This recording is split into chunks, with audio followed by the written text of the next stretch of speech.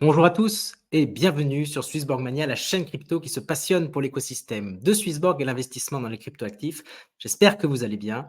Dans cette vidéo, je vais essayer de répondre à la question pourquoi est-ce que le CHSB, bientôt le Borg de Swissborg, est en train de pumper. Pourquoi il y a cet intérêt pour ce jeton en ce moment. On est en octobre 2023, on est le mercredi 4 octobre et on va regarder tout ça ensemble. On va regarder un peu fondamentalement ce qui a entraîné cette hausse et ce qui arrive, parce que souvent le prix aujourd'hui est avant tout une question de perspective et de comment on va percevoir l'avenir. L'élément du passé qui peut expliquer un petit peu ce début de hausse, eh bien, tout d'abord, c'est que nous sommes à court terme sur un début de tendance haussière qui peut s'apparaître, même si sur le long terme, nous sommes encore un petit peu dans le rouge et on va regarder ça avec une time frame un peu plus longue là-dessus. Les autres éléments, c'est que les volumes sont en train de repartir à la hausse et qu'il y a des éléments fondamentaux qui expliquent un petit peu cette hausse. Tout d'abord, il y a une force systémique. Le jeton est quand même fortement lié à l'activité dans l'application, par des premiums, par des activités un petit peu particulières, et donc ça crée une pression acheteuse. Les autres éléments aussi, c'est qu'on a depuis cette année ce qu'on appelle des opportunités alpha, et pour ces opportunités alpha, il est nécessaire de détenir des jetons CHSB pour pouvoir investir dessus, notamment pour les vaults publics. Et ça a entraîné des petits achats ponctuels qu'on voit là, hein, au milieu, en bas du bas, il y a un petit clac-clac, ça monte, ça part, puis ça redescend. Et ça a eu pour l'instant des petits effets de pump and dump très localisés, comme vous voyez, mais assez marqués. Et puis, il y a des mécanismes automatiques de rachat de jetons toutes les semaines en fonction des revenus générés dans l'appli qu'on appelle les buybacks. À côté de ça, il y a quelques petites pressions vendeuses qui, pour l'instant, ne compensent pas l'effet haussier. C'est les bonus des employés qui touchent des CHSB en bonus. Et puis, de temps en temps, ils peuvent être amenés à les vendre. Et à côté de ça aussi, il y a les thématiques dans lesquelles il peut y avoir du token maison à l'intérieur. Et puis, si le token a bien performé, comme c'est le cas ces derniers temps, eh bien, il y a des rééquilibrages qui se font. Et donc, on vend les CHSB qui sont à la hausse pour acheter les autres tokens et ainsi profiter de cette hausse pour diversifier. Comme vous le voyez ici, vous voyez à court terme, ça monte assez fort. Et puis, si on remonte un petit peu dans le temps et qu'on garde une vision un peu plus d'ensemble sur le tout et sur il y a un an, nous sommes encore très, très bas. Je vous rappelle que le point haut du token était à 1,65 $ quand on prend le bout de la mèche. Sinon, on a été pas loin des 1,50 $ de manière sur quelques jours, quelques semaines. Voilà, donc ça, c'est assez important de le signifier. Nous sommes donc en ce moment dans un bas de marché, hein, et nous avons perdu 90% à peu près de notre plus haut historique. Donc, il y a encore de la route à faire pour pouvoir retrouver notre ATH, mais on sent bien qu'il y a un momentum en ce moment qui est en train de se construire et qui est en train et donc ça repart un petit peu. Je ne rentrerai pas, moi, dans l'analyse technique. Il y a des gens qui sont des cryptomatrix, des rois du Bitcoin, etc., que je salue, qui certainement feront une analyse plus poussée de la tendance et puis du fait qu'on a franchi certaines résistances et puis derrière, quels sont les prochains paliers. Moi, ce n'est pas vraiment ce qui m'intéresse. Moi, ce qui m'intéresse, c'est de trouver une explication fondamentale à ces hausses. Et avant de pouvoir parler de ce qui vient d'être ajouté, j'ai envie de faire un petit focus rapide sur ce qu'est l'application et pourquoi elle peut être intéressante pour vous qui êtes en train de créer votre patrimoine crypto, mais aussi, pourquoi pas, après, spéculer sur tous les tokens qui sont présents à l'intérieur. Évidemment, ce que je vais vous dire à partir de maintenant est le fruit de ma réflexion, de mon analyse, de tout ce que j'ai trouvé. Et donc, voilà, faites vos propres recherches. Et puis, j'en profite aussi pour vous rappeler que si vous n'avez pas encore téléchargé l'application, bah, c'est bien dommage.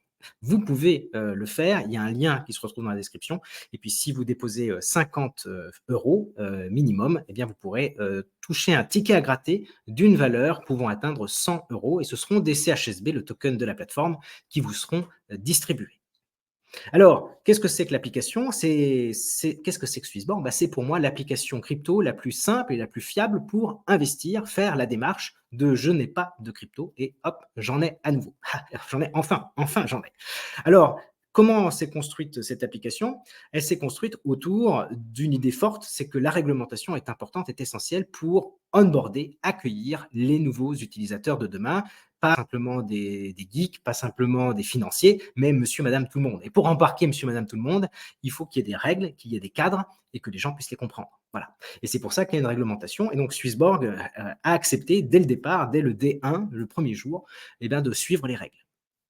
Quand on suit les règles, on va moins vite qu'une société qui change son siège social dès qu'elle le peut pour éviter les règles, hein. Je fais un petit coucou à Binance, par exemple. Donc, on avance lentement, mais on avance prudemment.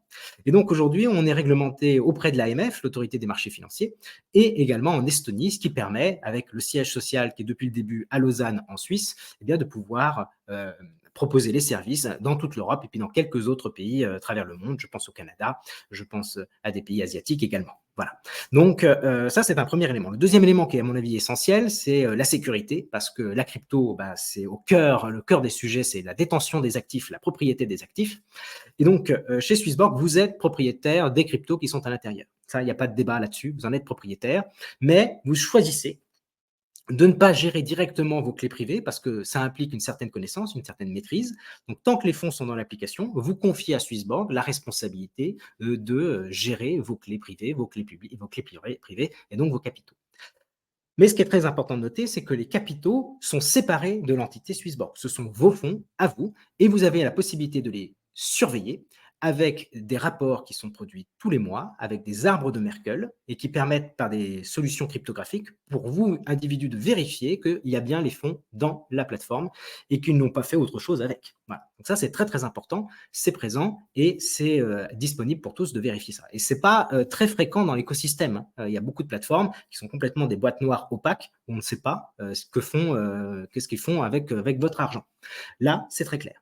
Et l'élément que je vais dire aussi en plus, c'est que dans les banques traditionnelles, généralement, c'est le système de la boîte noire. Vous déposez des fonds et puis après, eux, derrière, ils en font autre chose. Ils vont généralement faire du trading dessus, etc. On est vraiment sur un autre modèle économique ici. Vous êtes propriétaire de vos fonds et tant que vous ne déciderez pas de faire quelque chose avec, il ne se fera rien avec. Voilà. Si vous décidez de les mettre au rendement, là, par contre, ils feront des choses et on pourra en parler dans d'autres vidéos ou un petit peu plus tard dans celle-ci. Le deuxième élément qui est à noter, c'est qu'il y a dès le départ une conception que l'application, elle est construite pour ses utilisateurs. On change complètement du paradigme précédent. Tout ceci n'a été possible que parce que des gens, notamment mes amis, moi, de la première heure, se sont dit ça, cette vision-là d'apporter la crypto à tous de manière régulière, réglementée, de rendre la propriété des actifs aux gens et puis d'être finalement un pont vers la finance décentralisée, vers le crypto, etc. Eh bien ça a été possible par la communauté. Et Swissborg a un peu en étoile du Nord, un petit peu le truc essentiel pour eux, c'est dire c'est eux qui nous ont amenés ici et c'est à eux qu'on doit retourner un petit peu la monnaie de leur pièce et leur dire ben voilà, vous nous avez fait confiance, voilà ce qu'on fait. Voilà. Et moi, j'y crois tellement à ça que c'est pour ça qu'aujourd'hui, je fais des vidéos depuis maintenant 2-3 ans pour partager un petit peu cette vision-là que je partage à 100%. Donc, je la partage et je vous la partage. L'élément qui est important à retenir ici aussi, c'est quoi? C'est qu'aujourd'hui, clairement, Swissborg se positionne comme le meilleur accès à la crypto. Vous pouvez faire des dépôts avec des virements, vous pouvez faire des dépôts par carte bancaire. Personnellement, je recommande les virements, d'une part parce que c'est gratuit et aussi parce que vous avez la possibilité d'utiliser l'Instant SEPA. Et donc, l'Instant SEPA, c'est, si vous l'avez déjà fait avec votre banque, si votre banque le supporte, eh bien, ça fait qu'en instantané, en quelques secondes, les fonds sont depuis votre compte bancaire vers l'application. Donc ça, c'est super. Derrière, vous allez pouvoir acheter des cryptos et au lieu de multiplier, vous allez entendre plein de gens qui disent « mais moi, j'utilise Binance, moi, j'utilise Kraken, moi, j'utilise ceci ». Ben, Swissborg, c'est une appli qui permet d'acheter directement sur Binance, sur Kraken, sur IBTC, sur Bitfinex. Donc, les plus gros exchanges sont reliés à la plateforme. Vous n'avez pas besoin de multiplier les comptes pour pouvoir acheter vos cryptos. Et ça permet en plus d'acheter la crypto au meilleur prix.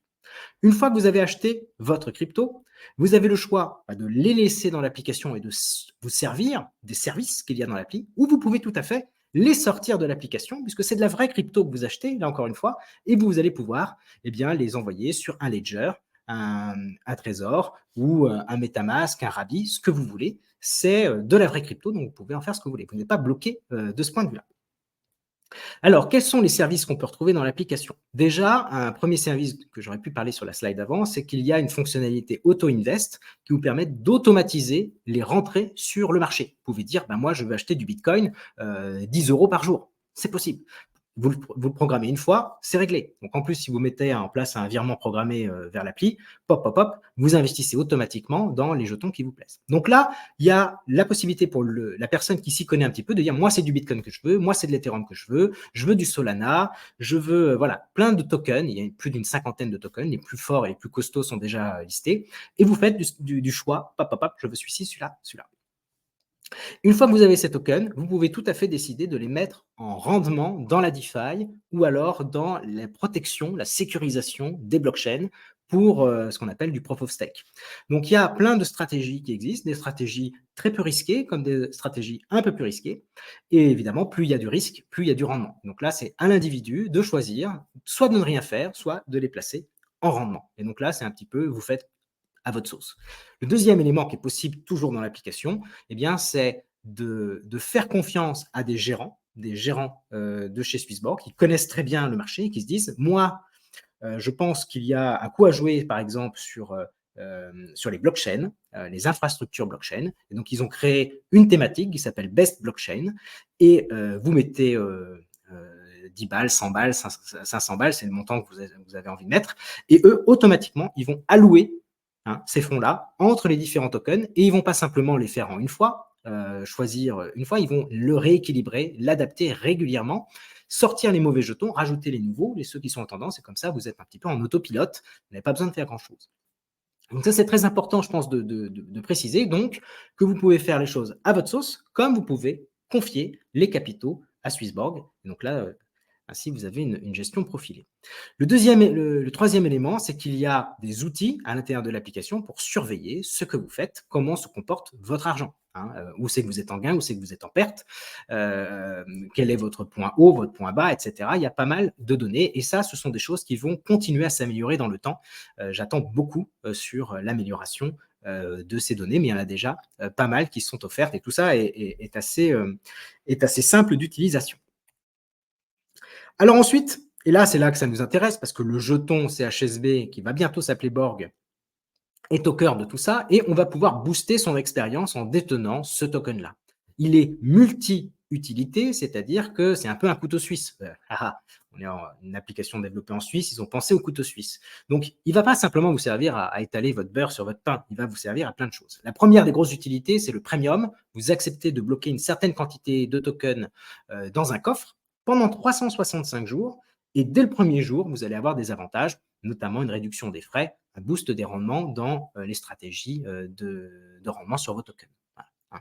Voilà. Donc, il y a ça. Vous avez un autre avantage aussi qui est, ça permet d'avoir un hero score. Le hero score, ça permet de déterminer parmi les utilisateurs de l'application ceux qui sont les plus actifs, qui sont les plus enthousiastes dans l'écosystème. Comme on est un truc très communautaire, eh bien, il faut bien déterminer un petit peu qui sont ceux qui se donnent, entre guillemets. Mais vous verrez dans un instant qu'il y a des possibilités de contourner. Si vous n'avez pas envie de faire beaucoup de choses, eh bien, vous allez pouvoir quand même avoir pas mal d'avantages que sans passer par le hero score. La troisième chose aussi, c'est que dès lors qu'on est premium et qu'on a donc bloqué ces jetons, eh bien, on va pouvoir franchir une étape en détenant au moins 500 jetons supplémentaires. Et là, on va pouvoir participer à des votations. On va pouvoir orienter les choix stratégiques de Swissborg. Pour l'instant, on le fait sur une pool de réserve, mais à l'avenir, on aura beaucoup plus de possibilités d'orienter la stratégie du groupe. Et puis, enfin, il y a des mécanismes qui sont mis en place, qui fait que dès lors qu'il y a un petit peu de rendement qui sont générés, notamment sur les stratégies de rendement DeFi, etc., il y a un petit peu de rendement qui part pour racheter du token. Et donc ça mécaniquement, ça crée une pression acheteuse. Je pense que là, on a fait un petit peu le tour d'horizon sur les utilités qui sont actuellement en place. Une grande utilité qui va bientôt arriver avec la migration du token du CHSB vers le Borg. Cette migration, c'est quoi? Eh bien, en fait, le token, il a été créé en 2017. Et en 2017, la DeFi était vraiment assez balbutiement. Il n'y avait pas encore toutes les notions qu'on y accroche aujourd'hui. Il n'y avait pas trop la notion de collatéral avec les cryptos, etc. Je ne rentre pas trop dans les détails, ce n'est pas le but de la vidéo. Mais sachez que cette migration va permettre de fortement alléger le poids du smart contract, du token, et ça va lui permettre de lui ouvrir plein de possibilités, notamment de générer des rendements DeFi et des vrais rendements, ce qu'on appelle la real fi. Donc ça, c'est quelque chose qui va arriver. On s'attend à ce que ce soit en place. La migration est prévue pour le 17 octobre. Mais derrière, la real faille, ça, les premiers rendements sur le token devraient arriver au premier trimestre 2024. Voilà. Donc, les nouveautés annoncées et à venir, c'est là que ça nous intéresse. Le premier élément, c'est la migration qui est prévue le 17 octobre. Donc là, pendant 2-3 jours, il y aura les phénomènes de migration. Si vous détenez les tokens à l'intérieur de l'application, vous n'avez rien à faire. Tout sera géré tout seul, tranquille. Et puis ensuite, on aura l'annonce des utilités qu'apporte cette migration. Le deuxième élément, c'est la confirmation. Et ça, c'est peut-être un des premières raisons de cette hausse soudaine. C'est la confirmation qu'il y aura souvent du Borg à l'intérieur des thématiques. Les thématiques, vous avez compris, c'est la façon d'investir en une fois sur plusieurs tokens autour d'un thème, d'une philosophie, d'une stratégie d'investissement. Voilà. Eh bien, de temps en temps, et a priori de manière plus fréquente que ce qu'on imaginait, il y aura du CHSB à l'intérieur, du Borg à l'intérieur. Voilà. Donc ça, c'est tout de suite une pression acheteuse parce que si vous mettez 10 000 balles, en exemple, hein, ils sont peut-être plusieurs à avoir mis en tout 10 000 balles, eh bien, s'il y a 10% de CHSB interne, ça fait une pression acheteuse de 1000 francs ou de 1000 euros sur le CHSB. Mécaniquement, ça fait des effets assez intéressants. Et puis, le troisième élément, c'est cette nouvelle utilité dont je vous ai parlé légèrement en introduction, qui va déterminer votre profil. Et ce profil nous apportera des points, des avantages dans les opportunités alpha. C'est ce qu'on va regarder maintenant. On va faire le focus là-dessus. Les opportunités alpha, qu'est-ce que c'est? Ce sont des deals qui ont été conclus entre Swissborg et une société, une start-up, bien souvent dans la crypto, qui va avoir un besoin de lever des capitaux. Et plutôt que de faire appel à des investisseurs spécialisés, qu'on appelle les VC, les venture capitalistes, qui eux apportent de l'argent, certes, mais ensuite vous avez la pression, un peu comme un vampire qui là, qui dit oui, je t'ai donné de l'argent au début, maintenant il faut que tu me le rendes, et puis il faut que ça soit très cher, il faut que je gagne de l'argent. Ce qui est un comportement assez habituel, hein. Je veux dire, beaucoup de plateformes lèvent des fonds avec des VC, sauf qu'à un moment donné, effectivement, il faut apporter une porte de sortie à ces gens-là. Et comment on fait? Bah, il faut bien les vendre à quelqu'un. Donc ça amène des comportements un petit peu négatifs. Avec les opportunités alpha, en fait, Swissborg apporte plus que simplement des capitaux de ses utilisateurs. Ils apportent des capitaux de la part de plein de gens différents. D'accord? Puisque là, dans les opportunités Swissborg, on est à plus de 5000 personnes qui ont contribué. Donc, vous voyez, c'est tout de suite une grande masse, non, en nombre. Mais également, ça permet de négocier des deals particuliers parce qu'on va demander aux gens d'avoir fait des actions particulières, d'avoir testé le produit, d'avoir investi en connaissances, etc. Et donc, ça permet de négocier le deal d'une meilleure façon que les VC. Et bien souvent, comme ça a été le cas pour l'opportunité Favor récente, eh bien, les périodes de lock, les périodes où on ne peut pas accéder aux tokens qu'on a achetés, eh bien, sont plus courtes que ceux des VC. Et donc, ça va permettre aux gens qui sont rentrés par ce système-là de revendre avant, possiblement, hein, ils ne sont pas obligés, mais ils peuvent vendre avant que les VC commencent à vendre.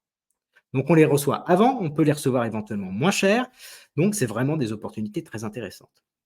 Le sujet, c'est que tout part très vite.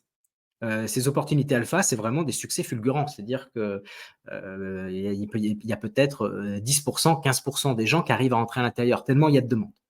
Donc, il faut bien trouver une solution pour résoudre ce problème-là. Et c'est probablement la solution qui a été annoncée hier lors du Pogo. Le Pogo étant un événement toutes les semaines, le mardi soir, où le PDG, le CEO, Cyrus Fazel, vient nous expliquer un petit peu les avancées de la semaine, mais également des visions à moyen et long terme, les nouveaux produits, etc., qui sont développés au sein de l'écosystème.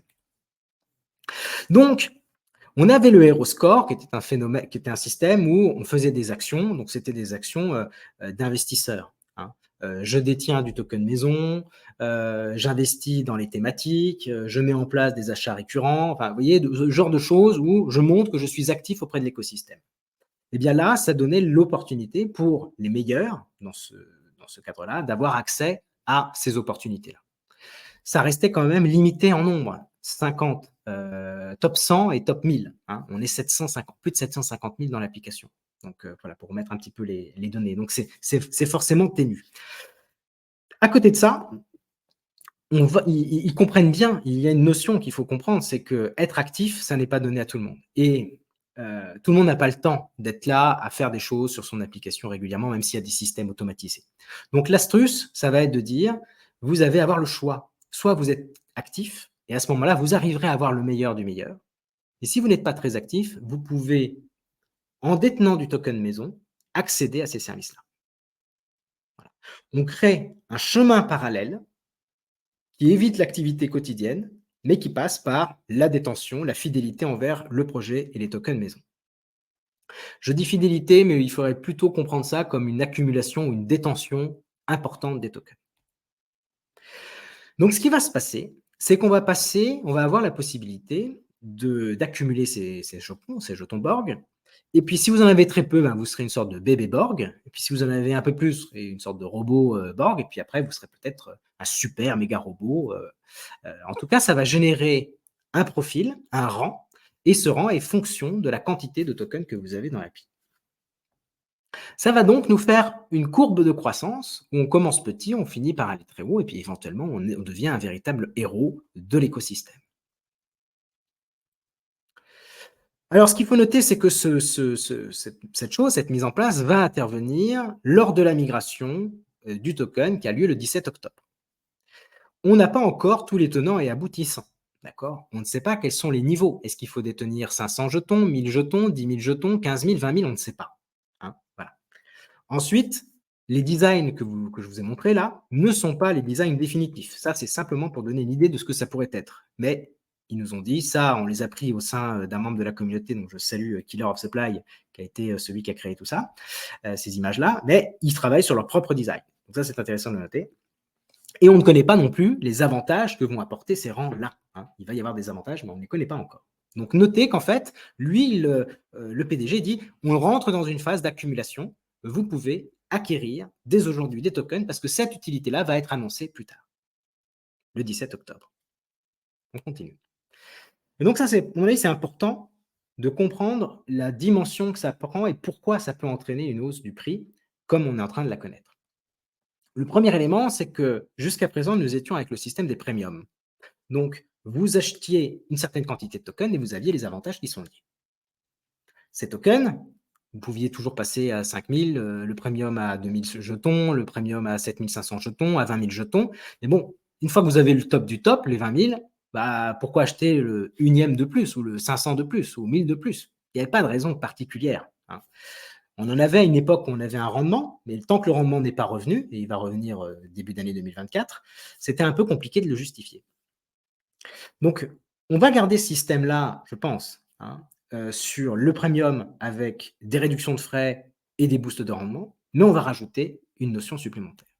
Et cette notion supplémentaire, qui est la quantité de jetons totale que l'on détient, il faut comprendre que ça vient d'une idée toute bête qui vient de Pareto, le principe de Pareto, qui dit que 80% des revenus proviennent de 20% des utilisateurs. Et alors cette règle, elle est pour plein de choses dans la nature. Alors parfois, la règle, c'est 15-85, parfois c'est 25-75. Mais il faut retenir que nous ne sommes pas égaux et que parmi même une population qui est déjà fortunée, il y a encore des gens qui sont prêts à avoir un service de plus. Donc là, c'est important d'avoir ce concept-là en tête. Et donc, comment faire pour avoir plus de résultats sur la même quantité d'utilisateurs? C'est ce que l'on va voir dans un instant. Et je vais reprendre ici l'exemple qu'a partagé le grand Angle Crypto sur sa chaîne Grand Angle Meta, avec un exemple qu'il a pris, qui est son exemple. Il a dit, j'ai déjà une newsletter et admettons que j'ai 1000 personnes qui prennent ma newsletter à 10 € par mois. Ben là, j'ai un système qui me rapporte 10 000 € par mois. C'est cool. Hein, il a 10 000 € par mois qui rentrent avec sa newsletter, si elle était à 10 € et qu'il y en avait 1000 personnes qui la prenaient. Mais s'il y a cette règle des 80-20 qui s'applique, ça veut dire que si je prends simplement 20% de ces gens-là, ce qui veut dire 200 personnes, et que je leur propose un service à 100 €, et ils seront prêts à le payer parce que ce sont des gens qui sont très actifs. Et là, par exemple, le truc, c'est d'avoir un call en one-to-one ou un call groupé avec ces investisseurs-là. Ils sont 200, donc je peux apporter un petit peu plus de services. Et ils seraient peut-être prêts à payer 100 balles. Et donc là, vous voyez que c'est toujours ces 200 personnes qui sont dans les 1000, mais là, pour le coup, il va récupérer 20 000 €. dans ce service-là supplémentaire. On pousse plus loin, si la règle de Pareto existe bien, eh ben dans ces 200 personnes, il y en a toujours 20 supplémentaires, 20, ça fait 40 personnes qui sont prêtes peut-être à payer 1 000 € par mois pour avoir un accès VIP, un service très, très, très personnalisé, très intéressant. Et on s'aperçoit que s'il était resté sur la stratégie 1, qui était simplement de faire une newsletter, il aurait dû se battre comme un chiffonnier pour passer de 1 000 à 2 000 à 3 000, hein.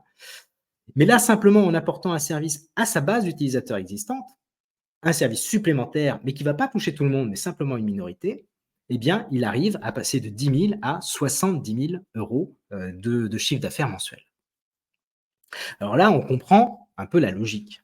C'est que, il y a des gens qui vont être intéressés par ça. Ça ne va pas toucher tout le monde, hein. Et tout le monde ne va peut-être pas être en capacité de mettre 1 000 € par mois. Et c'est un peu la même chose qu'on va voir avec, le jeton de Swissborg. Par contre, ce qui est intéressant, c'est qu'on va encourager, on va donner la possibilité de se créer quelque chose de nouveau qui est le statut. On va se fixer personnellement un objectif, l'atteindre. J'atteins cet objectif d'avoir 50 000 jetons, 100 000 jetons, parce que derrière, il va y avoir des avantages qui vont être liés. Et je vais le tenir. Ça ne va pas donc alors, ce qui est aussi important à noter, c'est que je vous ai dit que tout à l'heure, on était dans une approche communautaire, une approche retour auprès des utilisateurs de la société, apporter voilà, un retour. Ici, l'idée n'est pas d'augmenter le chiffre d'affaires. On n'est pas dans la même logique que Richard avec Grand Angle Crypto, Grand Angle Meta, etc. Là, on est dans l'idée de rendre. Et le token étant au cœur de l'écosystème, on comprend que l'accumuler, c'est d'une certaine façon montrer son attachement. Et ce qui est intéressant ici, c'est que si, je ne sais pas moi, par exemple, vous avez 80 000 jetons et que vous vous dites, moi, mon objectif, c'est d'atteindre le rang qui sera à 100 000 jetons, vous allez acheter les 20 000, et puis une fois que vous avez vos 100 000 jetons, vous avez votre statut, vous n'avez pas envie de le perdre. Donc, vous allez le garder. Le fait d'acheter ces tokens-là, ça ne va pas augmenter le chiffre d'affaires de Swissborg. Ça ne va pas améliorer fondamentalement les finances de Swissborg. Par contre, ça va profiter au token. Et le token, qui c'est qui le détient? Nous tous. Et donc, il y a des gens qui, depuis cette annonce, ont commencé à accumuler à nouveau du jeton dans le but d'atteindre ce niveau. Parmi les niveaux, on n'a pas d'idée de quels seront les levels, hein. Par contre, ce que moi j'ai retenu, c'est que ça allait jusqu'au million. Donc, s'il y a des gens qui ont peut-être 800 000 jetons, ils vont peut-être se dire, il serait peut-être temps que je réaccumule pour atteindre le million, parce que c'est un objectif que je peux atteindre. Il y aura peut-être des services ultimes qui seront accordés à ces gens-là en récompense de tous les jetons qu'ils ont. Donc, on est en train, par ce mécanisme-là, de compléter l'offre premium avec des services qui sont tout simplement pas obtenables et distribuables à tout le monde, mais qui pourront l'être selon la granularité et la répartition des tokens. Donc ça, c'est vraiment très, très fort. Engagement égale détenir du Borg en quantité. Et dès que derrière ça, ça va ouvrir les vaults, les opportunités alpha. A priori, c'est déjà la première fonctionnalité de cette accumulation. Voilà, là, vous avez le résumé de Nico Connet sur la gauche. Vous avez un petit peu ce qui a été dit hier. Et vous voyez que le premier snapshot, donc la première photo de détention des tokens sera faite au moment de la migration. À ce moment-là, ils nous annonceront quels sont les niveaux qu'il faut obtenir. On ne sait pas. Là, je vous dis 10 000, 100 000 parce que ça déchiffreront, mais peut-être que ça sera 11 855, que sais-je. On connaîtra les designs et on devrait également avoir les avantages liés à chaque rang. Et bien voilà, les amis. Moi, je pense que c'est assez intéressant. On est en train, là, d'avoir une nouvelle utilité dans l'écosystème. On est en train de redonner une raison de détenir plus de jetons que ce que l'on a avec le premium. Et on est en train de donner une super flexibilité à la quantité de jetons au-delà du premium. Pourquoi détenir 10 000 jetons, 20 000 jetons, 30 000 jetons de plus? Ben, la raison, c'est parce qu'il y a un palier à atteindre, un nouveau palier, et ces paliers, ils vont au-delà de ce que l'on a connu jusqu'à présent. Jusqu'à présent, le plus gros des premiums, c'était 50 000, et au-delà, il n'y avait pas de grand intérêt. On avait même des mécanismes négatifs avec le yield. Depuis que le yield a disparu, on n'a plus ce problème-là, mais avant, on pouvait se poser la question, pourquoi détenir au-delà de ça, puisque j'ai un rendement qui était dégressif. Là, c'est fini. On revient vraiment dans un phénomène où l'accumulation a du bon, l'accumulation est souhaitée, et tout de suite, ça se traduit, on le voit, par une petite réaction sur le cours. On a encore de la marge, on a encore du chemin. Je trouve que c'est très pertinent. Je vous rappelle que ce soir, donc là, je vous tourne ça, on est mercredi, à 17 h, je recevrai Dany de l'OFEM pour parler des best blockchains, la nouvelle thématique qui remplace le Web3. On en discutera ensemble et peut-être qu'on réussira à glisser 2-3 petites questions autour de ce mini-borg, de ce fast pass qu'ils nous ont commencé à nous parler. Voilà les amis, je vous souhaite une très bonne soirée, une très bonne vision, et puis peut-être à tout à l'heure. Et puis si vous regardez en replay, n'hésitez pas à regarder aussi cette vidéo qu'on a faite avec Dany. Salut, salut!